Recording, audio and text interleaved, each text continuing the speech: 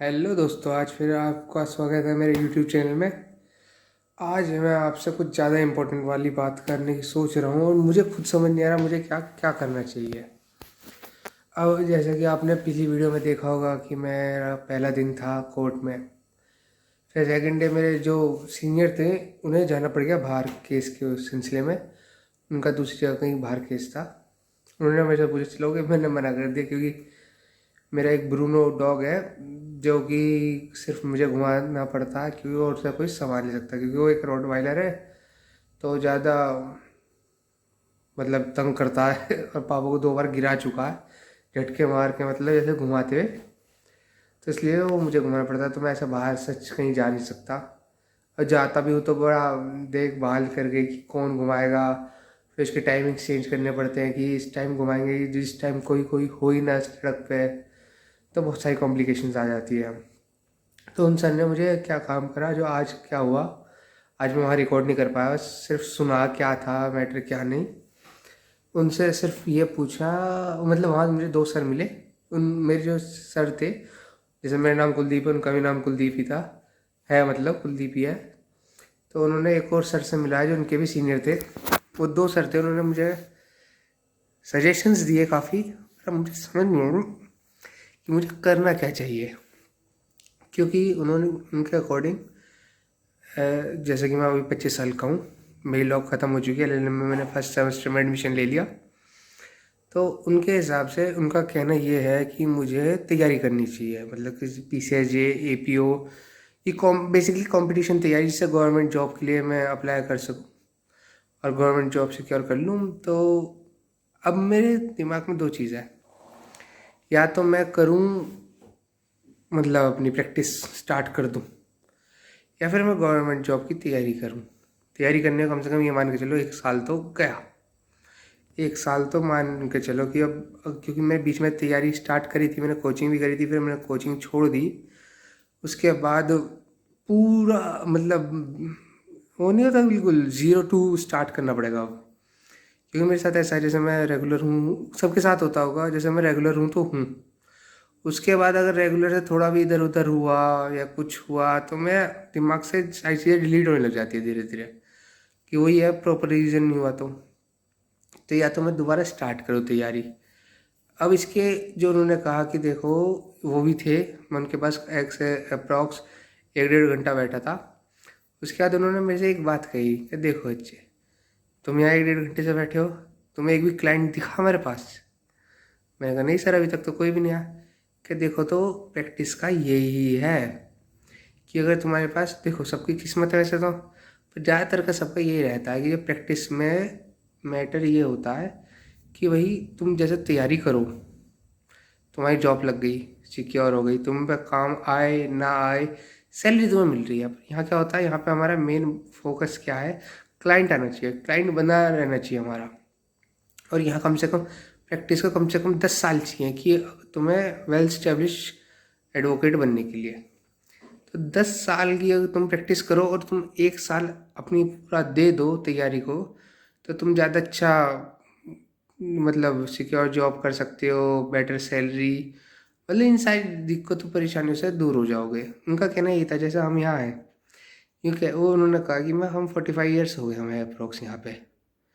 पर अब मतलब काफ़ी वो सीनियर एडवोकेट थे, उन्होंने कहा कि हमें 45 ईयर्स हो गए, पर तब भी हम इतना ज़्यादा नहीं कमाते। पर ऐसा एक्सेप्शंस आर ऑलवेज देयर कि भाई बहुत सारे ऐसे होते हैं कि उन्हें 5 साल हो गए और वो उनसे भी ज़्यादा क्लाइंट ले लिए, जो 45 ईयर्स के हो गए, उनसे भी ज़्यादा क्लाइंट ले जाते हैं, बहुत ज़्यादा पॉपुलर हो जाते हैं। तो अब बहुत सारे जो व्यूअर्स हैं वो ये भी कह सकते हैं कि भैया नॉलेज की कमी हो सकती है। बात नॉलेज नहीं होती, इसमें प्रॉपर लक होता है, क्योंकि जैसे, या फिर आपकी वो होती है, आपकी सराउंडिंग कैसी है, आपकी जान पहचान कितनी है इसमें। क्योंकि कई बार क्या होता है, जैसे हमारे पास क्लाइंट आया, देखो एक चैम्बर है, चैम्बर का ये होता है कि बहुत दूर दूर होते हैं, चैम्बर मिलता नहीं आसानी से। अगर आप चैम्बर मिलना चाहो तो कई बार कोर्ट से बाहर भी मिलता है। तो जो कोई नया है, जिसे ये नहीं पता कि जाना कहाँ है, तो क्या काम करता है, कोर्ट में घुसता है, जो भी उसे ठीक सा चैम्बर देखता है जहाँ भीड़ सी दिखती है वो वहाँ चले जाता है। और जो दूर चैम्बर होते हैं वहाँ पे कोई आता नहीं। तो ऐसा होता है कि अगर तुम्हारी जान पहचान होगी तभी तुम्हारे पास एग्जैक्ट तुम्हारे पास तभी आएगा बंदा। तो ये सारी चीज़ हैं, ये सारी कॉम्प्लिकेशंस आ जाते हैं इसमें।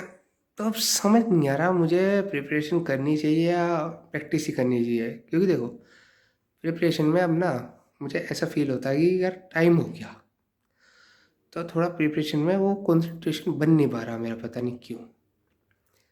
और प्रैक्टिस में मुझे ये लगा कि भाई मैं जाऊँ यार वहाँ सुबह से लेके, मतलब पर्टिकुलर होता तो 11 बजे से, 11 से 4, 4-5, पर मुझे ऐसा लगता है कि मैं वहाँ से धक्के खा सकता हूँ, और अगर इन फ्यूचर क्लाइंट ना बना तो मैं क्या करूँगा। तो बहुत ज़्यादा कॉम्प्लिकेशंस, बहुत ज़्यादा टेंशन, बहुत सारी चीज़ ऐसी हो रही हैं कि मैं समझ नहीं पा रहा कि मुझे करना क्या है।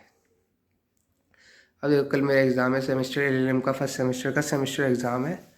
तो फिर अब कल एग्ज़ाम भी देना है, अब वो उसकी प्रिपरेशन करनी है, रिवीजन करना बेसिकली, क्योंकि इंटरनल्स हुए थे अभी थोड़ी देर कुछ दिन पहले, तो प्रिपरेशन तब हो गई थी, अब तो सिर्फ रिवीजन करना है। तो बस यही है कि अब क्या करूँ कि 1-1.5 साल अपना प्रिपरेशन को दूँ या फिर 5 साल अपने प्रैक्टिस को दूँ, तब जाकर प्रैक्टिस चमके, वो भी चमके ना चमके। क्योंकि फिर मेरा ये प्लान है, अगर मैं प्रैक्टिस में जाता हूँ तो कम से कम 6 से 1 साल में यहाँ पे रहूँगा मेरे डिस्ट्रिक्ट कोर्ट में। उसके बाद मैं दिल्ली हाई कोर्ट में जाऊँगा, उसके बाद फिर ट्राई करूँगा हाई कोर्ट से सुप्रीम कोर्ट जा सकूँ। पर यही है, उसके लिए कम से कम 15 साल तो मान के चलिए कि एक अच्छी खासी, मतलब पूरी कहते हैं ना, बड़ी जमी जमाई वकालत करने के लिए कम से कम 15-20 साल, बहुत सारे तो वो भी नहीं कर पाते। तो अब यही है, या तो मैं समझ नहीं पा रहा कि क्या करूं, मतलब तैयारी करूं या वहां जाऊं, क्योंकि इंटरेस्ट मेरा ज़्यादा प्रैक्टिस में है, पर प्रैक्टिस के हाल देखते हुए ये लगता है कि इससे बेटर कि अपने 1-1.5 साल सब कुछ छोड़ छाड़ के इंस्टा इंस्टा सिर्फ उस पर ध्यान दूँ। तो अब मैं थोड़ा कंफ्यूज हो चुका, क्या करूँ। तो आपको बताऊंगा जैसे भी होगा। और फिर अभी एग्ज़ाम्स मेरे 8 मार्च को ख़त्म हो जाएंगे, उसके बाद मैं रजिस्ट्रेशन कराने दिल्ली जाऊंगा, अपने एडवोकेट का रजिस्ट्रेशन कराने। तो फिर वहाँ आपको बताता हूँ क्या होता है, कैसे होता है, वो भी प्रोसेस आपको दिखाऊंगा। और धीरे धीरे कुछ कुछ, अगर मैं बाई चांस अगर मैं प्रैक्टिस ना करता हूँ, नहीं करता और प्रिपरेशन करता हूँ, तो आपको धीरे धीरे अपनी लाइफ के बारे में बताता रहूँगा, छोट छोट लॉ की चीज़ें जो पढ़ूँगा। उसके बाद मैं अपना एक अलग से चैनल खोलने वाला हूँ, जिसमें मैं सिर्फ, अगर मैं प्रैक्टिस छोड़ के प्रिपरेशन स्टार्ट करी तो उसमें मैं सिर्फ आपको ये बताऊँगा, लॉ की स्टडीज़ होगी इस दूसरे चैनल पे, और इस पर थोड़ा थोड़ा, मतलब थोड़ा थोड़ा एंटरटेनमेंट के लिए चीज़ें बताता रहूँगा, नॉलेज देता रहूँगा। तो बस आज के लिए इतना ही। और अगर आपसे हो सके तो मुझे अपनी थोड़ी सी राय दीजिए, मतलब एट द एंड तो करूँगा मैं ही, पर ये होता है ना, जैसे कोई कमेंट्स लिख देता है तो कुछ मुझे वैलिड लगता है, तो हाँ भाई ये बात सही है। और अगर बाई चांस आपकी प्रिपरेशन के बाद एपीओ या जज बन गए, तो बस आप ये मानिए बात ही अलग होती है ऑफिसर लेवल की। वो मैं वहाँ देख के समझ गया, क्योंकि जब हम गए थे कोर्ट में तो सब नॉर्मल था, हाँ जी वकील साहब आ गए हो, क्या हो, बैठो बैठो, ये वो। पर जब एक गवर्नमेंट एडवोकेट जो एपीओ होता है वो जाता है, तो उसकी बात अलग ही होती है, उसकी पर्सनैलिटी अलग होती है।